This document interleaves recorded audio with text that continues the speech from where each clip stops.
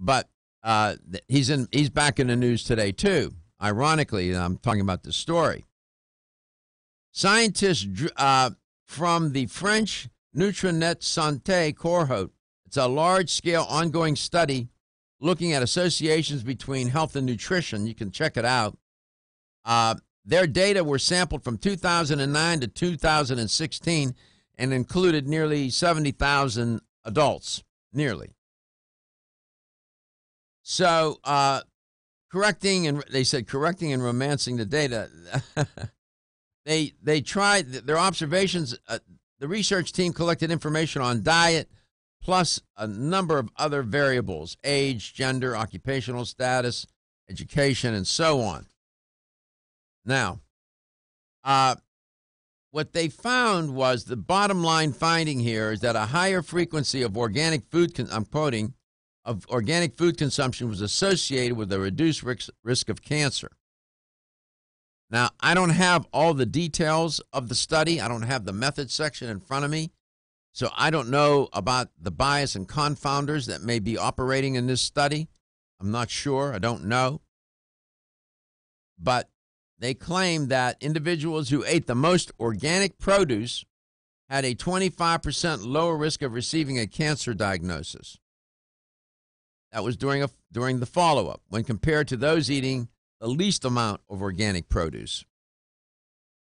That's a quote. Specifically, what they found was, inconsistent with the other study that I alluded to, a reduction in non-Hodgkin lymphoma, which is an insidious form of cancer, and postmenopausal breast cancer. The authors write that, quote, no association was detected for other types of cancer, close quote. So, I don't know. I'm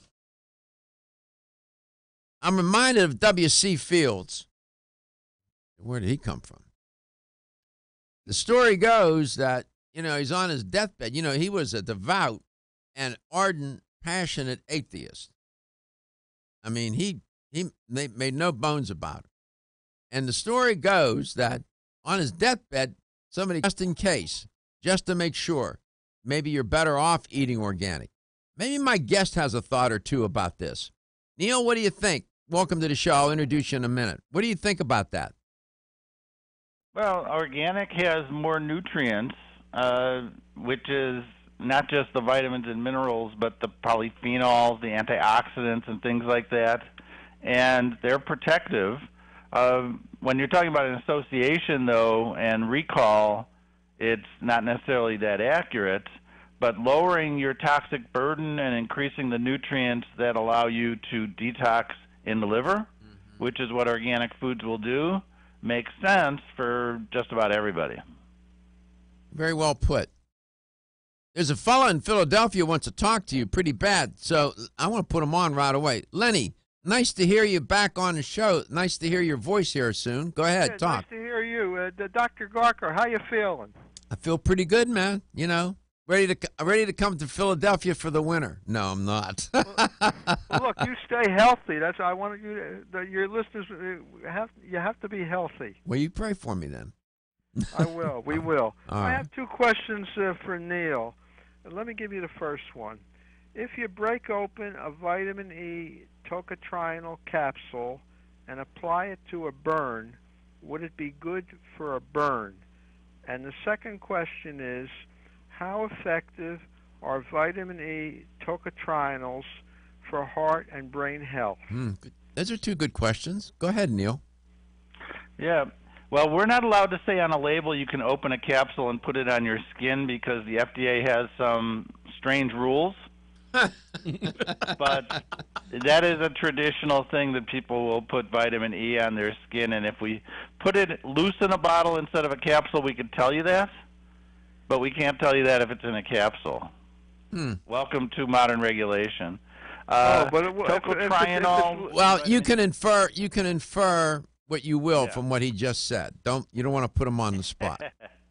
Yeah, well, I know the tocotrienol, what is it? The tocopherols. I've tried that for burns, and it's very effective. I just wanted to find out if the tocotrienols would be just as effective. Well, not quite as effective, and the gamma form of both are going to be the best antioxidants. So there's that. There's that answer. What about for what was it? Brain and what health? For brain and heart health. Okay. Yeah, for heart health, the gamma and delta tocotrienols again are considered the best because they help regulate cholesterol and things like that. So, vitamin E. Yeah. When we come back, I'm going to explore just for another minute with Neil. That, believe it or not, there was controversy that swirled around vitamin E. You are listening to Let's Talk Nutrition, syndicated and globally streamed. Are your joints feeling out of date and stiff? Is that old sports injury flaring up? Is your body aching from the daily wear and tear at work? Bodyvigor's Joint Ready keeps you at the ready for any joint pain that gets out of line. Unfortunately, as we age, joint pain becomes more common. Bodyvigor's Joint Ready can help provide relief so you can continue to go about your day. Our formula contains sulfated forms of glucosamine and chondroitin. Studies show that these sulfated forms are more effective than regular glucosamine bound to hydrochloride. Joint Ready promotes a healthy inflammatory response, facilitates cartilage synthesis, and provides additional antioxidants. Keep your joints at the ready with Bodyvigor's Joint Ready, exclusively on Amazon.com.